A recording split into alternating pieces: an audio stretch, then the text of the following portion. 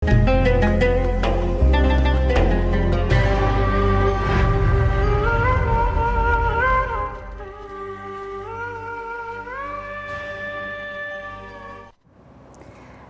lagi di program Mutiara Hati, sejuk di hati, nyaman di jiwa.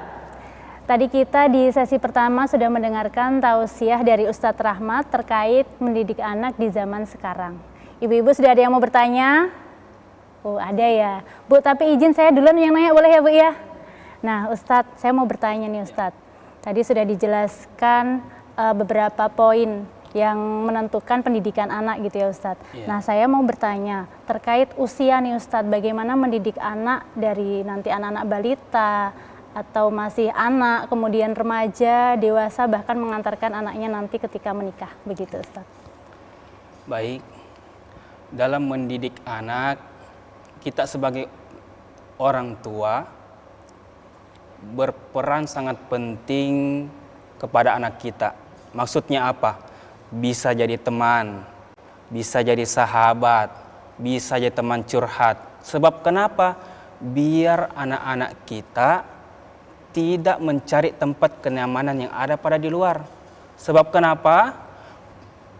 Di luar, kalau kenyamanan tempat anak kita, bisa jadi tempat ceritanya itu di tempat yang lain atau tidak diinginkan.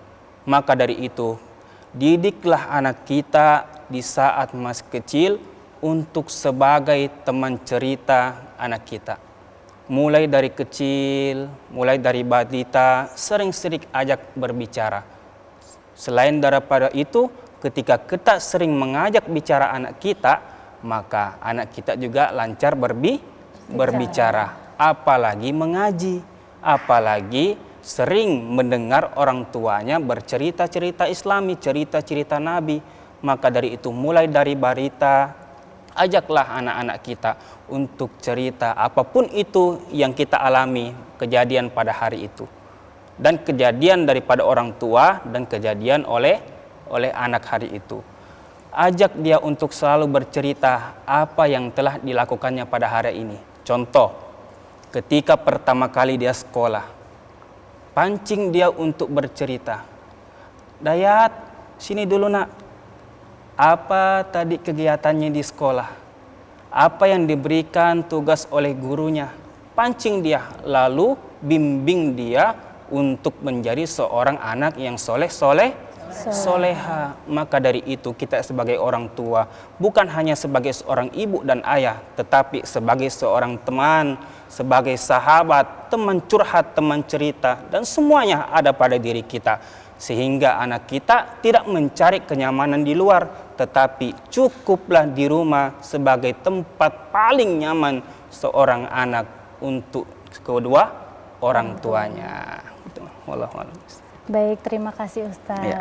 Nah selanjutnya ibu-ibu, sekarang kita buka ya ibu-ibu yang ingin bertanya, silahkan. Silahkan Ibu. Assalamualaikum warahmatullahi wabarakatuh. Waalaikumsalam warahmatullahi wabarakatuh. Perkenalkan, saya Ibu Suri dari Majelis Taklim Pengajian Az-Zikra. Saya adalah seorang ibu yang memiliki 4 orang anak. Tadi saya sudah mendengarkan tausiah Pak Ustadz, yaitu terkait dengan penggunaan di zaman sekarang itu gadget ya, HP, handphone. Maka Pak Ustadz, di sini saya ingin bertanya bahwa anak sekarang ini lebih dekat dengan gadget. Bagaimana cara menerapkan nilai pendidikan tanpa harus selalu melarang anak-anak kita? Assalamualaikum warahmatullahi wabarakatuh. Waalaikumsalam warahmatullahi wabarakatuh. Mengenai gadget atau handphone, tiada lain dan bukan salah satu cara untuk anak kita tidak memakai handphone atau bermain handphone adalah memasukkan anak kita di pondok pesantren. Dan yang kedua, kalaupun dia usianya belum mencukupi untuk masuk di pondok pesantren, maka berikanlah dia kegiatan-kegiatan yang sibuk sehingga dia tidak sempat untuk bermain. Sebab kalau seorang anak 2 aja itu tempat mainnya. Kalau bukan di luar sama teman-temannya, ketika di rumah bermain sama handphonenya. Maka berikan dia kesibukan, berikan dia kegiatan-kegiatan. Contoh, ibu-ibu majelis taklim, ketika bersilaturahmi atau ada majelis taklim di tetangganya atau di rumah kerabatnya, maka bawalah anak kita. Bawalah anak kita ikut dalam kegiatan-kegiatan Islami, sehingga di apa yang dia dengarkan daripada kegiatan-kegiatan itu membawa dampak positif bagi dirinya, sehingga dia tidak terikut pada zaman sekarang. Sebab kita tidak tahu dan kita tidak ketahui apa yang terjadi di zaman sekarang ini, tren apa yang saat ini, sehingga anak itu mengikuti alur daripada zaman itu. Maka hadirin pemirsa insya Allah dirahmati Allah, berikanlah salah satu cara, berikanlah kegiatan-kegiatan pada anak kita. Suruh dia ikut majelis, suruh dia ikut ayahnya kemanapun, yang penting tidak bermain handphone atau kegiatan-kegiatan yang positif. Insya Allah dengan cara itu maka anak kita terjauh daripada handphone yang nilainya negatif, sebab kita tidak ketahui apa yang ditonton oleh anak-anak kita. Wallahu a'lam bishawab. Baik Ustadz, bagaimana Ibu? Baik, selanjutnya ada yang ingin bertanya lagi ibu-ibu? Silahkan Bu. Saya Samia dari Majelis Taklim Pengajian Yasinan Azikro. Izin Pak Ustadz, yang ingin saya ditanyakan di sini, saya ini seorang ibu dan juga seorang ibu pekerja dan memiliki 3 orang anak. Nah, di 3 orang anak ini kan memiliki sifat yang berbeda-beda. Ada yang penurut, ada yang kita istilahkan sekarang ini tantrum atau semaunya sendiri. Nah, yang ingin saya tanyakan di sini Pak Ustadz, dalam sebuah hadis Rasulullah mengajarkan memuliakan anak. Tapi kalau anak mulai membantah atau melawan, bagaimana batas antara memuliakan dan tetap mendisiplinkan? Mohon pencerahannya Pak Ustadz. Wassalamualaikum warahmatullahi wabarakatuh. Waalaikumsalam warahmatullahi wabarakatuh. Hadirin pemirsa insya Allah dirahmati Allah subhanahu wa ta'ala.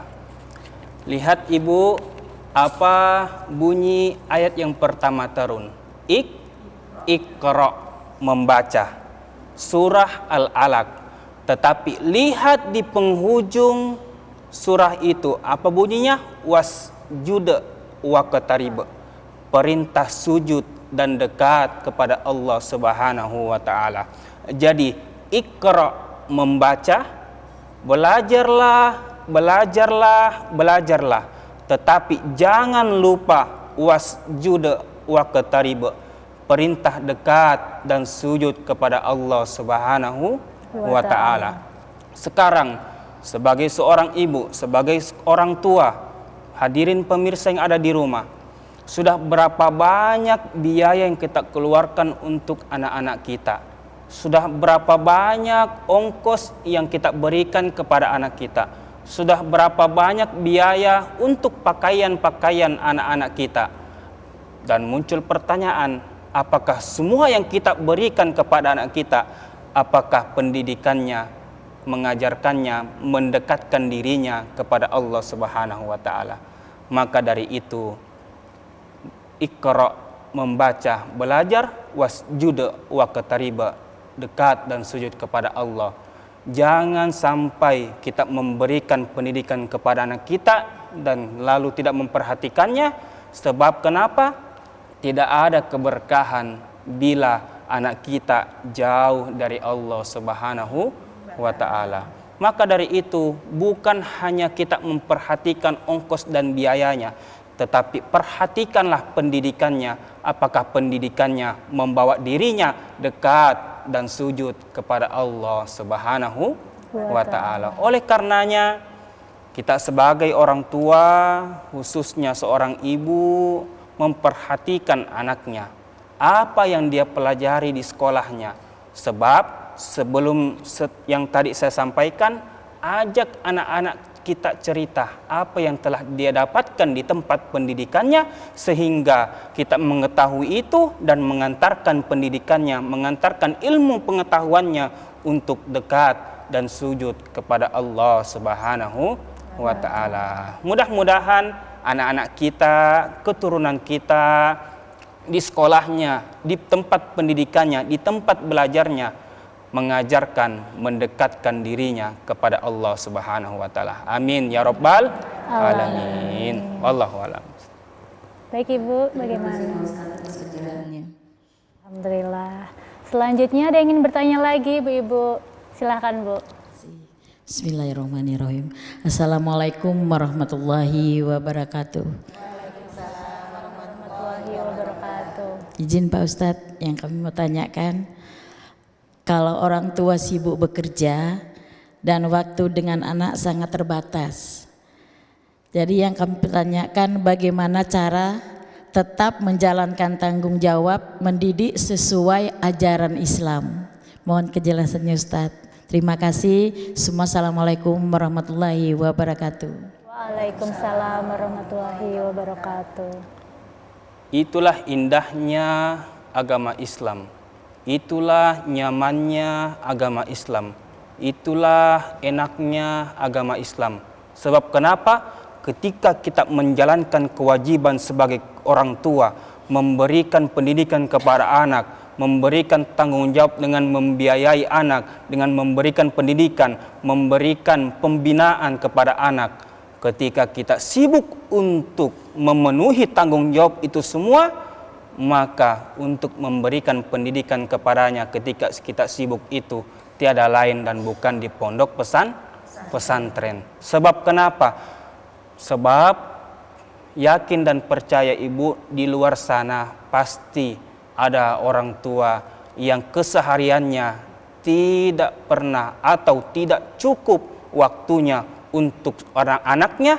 Sebab kenapa? Menjalankan kewajibannya untuk membiayai atau menafkahi anak-anaknya. Maka dari itu, ketika kita sibuk menjalankan kewajiban di hadapan Allah Subhanahu wa ta'ala, maka tiada lain dan bukan untuk memberikan pendidikan kepada anak kita, maka sekolahkanlah dia di pondok pesantren. Sebab kenapa? Kalau sudah anak-anak kita masuk di pondok pesantren, tidak perlu muncul pertanyaan, kekhawatiran kepada anak kita. Apakah anak-anak kita bagus belajarnya?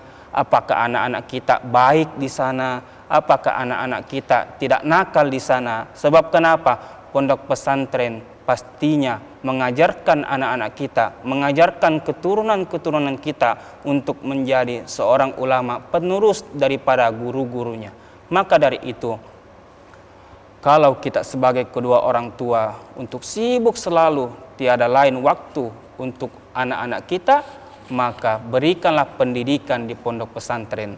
Dan satu pesan ulama untuk memberikan pendidikan anak kita ketika di pondok pesantren, jangan hanya sekedar memberikan sekolah di pondok pesantren, tetapi lihat latar belakang daripada pondok pesantren tersebut.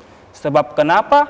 Banyak kejadian-kejadian yang belok atau tidak diinginkan di pondok pesantren tersebut sudah banyak terjadi di zaman sekarang ini, daripada bangunan runtuh kena anak kita, daripada pelecehan-pelecehan. Maka dari itu, lihatlah latar belakang dari pondok pesantren tersebut. Sebab guru kami mengatakan, sekolahkanlah anakmu, sekolahkanlah keturunanmu, yang mana sekolah itu merupakan sudah menjadi tempat daripada sekolah tempat ulama-ulama dulu.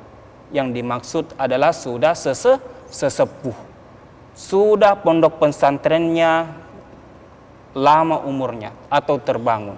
Sebab kenapa? Kita tidak tahu zaman sekarang niatnya orang untuk membangun pondok pesantren, apakah untuk memberikan penerus bangsa ataupun penerus harta bagi dirinya.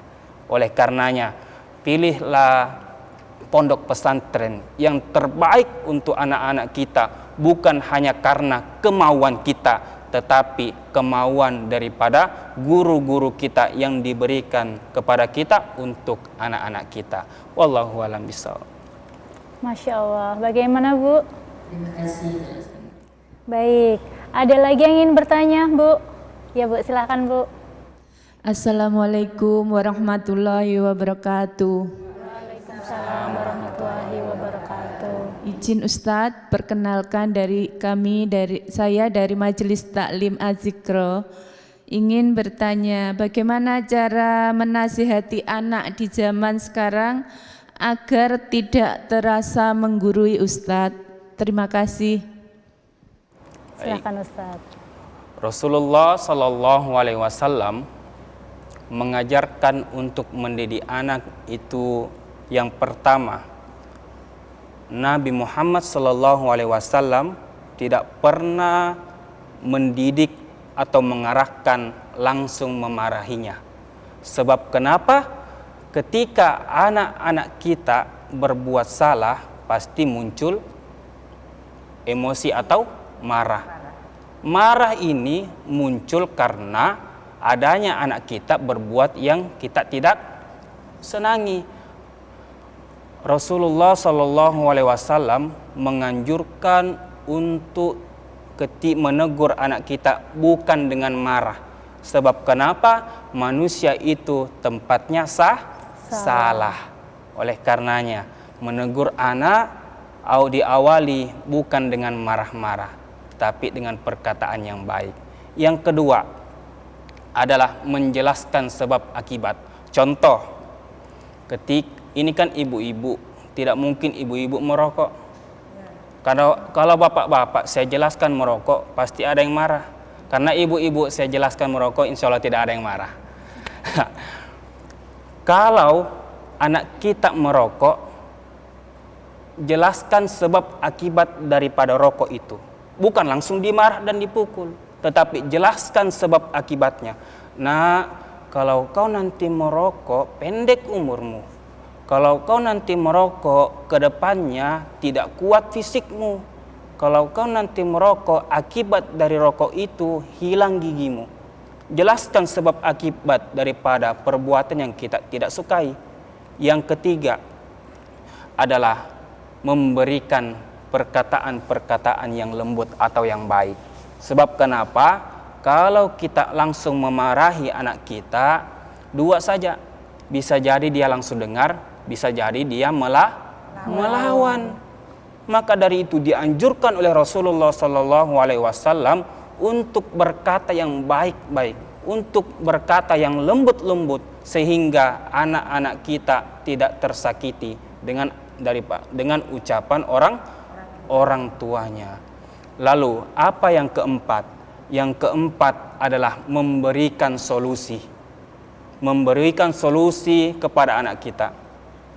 Anak kita merokok, bukan hanya beri teguran atau beri dia marah-marah, tetapi berikan solusi. Apa solusinya? Nah, apa emang manfaat daripada merokok?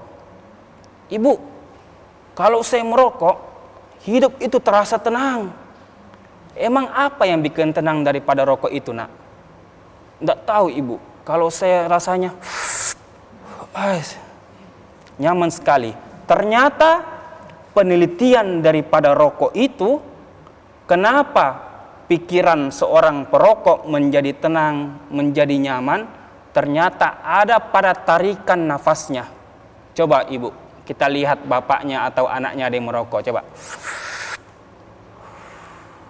Tarik nafas, keluar pelan-pelan. Coba lihat, adakah orang yang merokok? Tidak ada.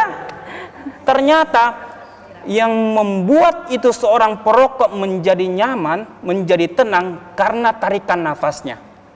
Coba lihat ibu, kalau ada orang sesak nafas, kalau ada orang kecelakaan, sini dulu dek, duduk, tarik nafas dalam-dalam, keluarkan pelan-pelan.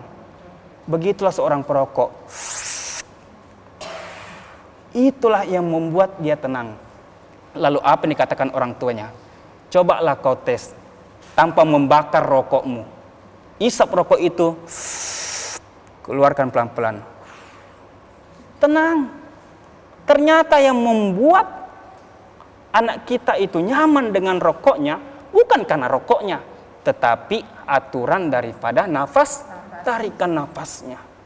Maka dari itu, bukan hanya marah-marah kepada anak kita, bukan hanya memberikan teguran kepada anak kita, tetapi berikanlah solusi daripada apa yang dilakukan oleh anak kita. Insya Allah bisa dipahami Ibu? Maka dari itu, ketika pulang ke rumah ada anaknya yang merokok, sini duduk. Bukan langsung Assalamualaikum warahmatullahi wabarakatuh. Tidak begitu caranya. Tetapi memberikan kata-kata yang lembut, yang baik, sehingga dia tertarik untuk mendengar orang tuanya. Duduk, kasih duduk anak kita. Atau kalau perlu bapaknya merokok, kasih duduk bapaknya. Sini dulu. Apa yang membuat nyaman rokok sehingga uang habis ini di rumah? Apa yang bikin nyaman? Ternyata tarikan nafasnya. Itulah yang diteliti oleh seorang dokter. Ternyata yang bikin dia nyaman. Tidak ada itu orang merokok kayak seperti kereta api yang tidak ada henti-hentinya keluar asapnya. Oleh karenanya, mendidik anak Ibu bukan hanya diberikan marah-marah atau diberikan teguran, tetapi berikan solusi. Jadi kalau ada perbuatan anak kita di rumah, kita lihat dulu baik-baik, apa ini? Oh, dia suka jalan-jalan. Berikan dia solusi. Jangan ditegur, hanya ditegur, tetapi berikan solusi. Dengan cara apa? Ibunya memberikan waktu yang luang. Kenapa nak sering jalan? Karena mau kumpul-kumpul sama teman-teman. Bagaimana ibu ini ada waktu luang hari Minggu? Bagaimana kalau kita nanti jalan barengan hari Minggu aja? Berikan solusi. Jangan hanya teguran-teguran, tetapi berikan yang terbaik. Setelah itu yang kelima. Apa yang kelima? Menegur anak, memberikan pendidikan kepada anak. Bukan hanya diarahkan dan diberikan solusi, tetapi dalam memberikan arahan, teguran dan solusi, jangan sampai mempermalukan seorang anak. Saya ini seorang anak. Kita tahu Ibu pasti juga pernah menjadi seorang anak. Pasti tahu rasanya ketika ditegur oleh kedua orang tua kita di tempat orang-orang yang ramai. Pasti malu. Maka dari itu, untuk mendidik anak-anak kita, jangan sekedar memperhatikan kesalahannya, tetapi perhatikan juga diri kita untuk menegur anak kita. Apakah dia sakit hati?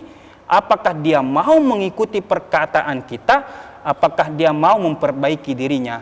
Maka dari itu, untuk menghindari itu semua, menegur anak kita, jangan sampai semua itu mempermalukan anak kita. Karena kalau kita memberikan pendidikan kepada anak kita di tempat yang ramai, itu bukan teguran, tetapi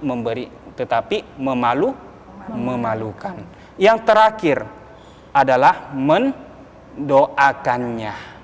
Bukan hanya diberikan teguran, solusi, jalan yang terbaik, tetapi doakanlah anak kita untuk yang terbaik sebagai dirinya dan sebagai kita orang tua. Mudah-mudahan doa-doa ibu, bapaknya yang di rumah menjadikan anak-anaknya yang soleha sehingga membawa kedua orang tuanya kepada Allah Subhanahu wa taala untuk bertemu di surganya Allah Subhanahu wa taala. Amin ya rabbal alamin. Allahu a'lam. Baik Ustadz, Masya Allah, sudah terjawab ya Bu ya. Baik ibu-ibu dan juga pemirsa di rumah, kita akan jeda dulu dan tetap di Mutiara Hati, sejuk di hati, nyaman di jiwa.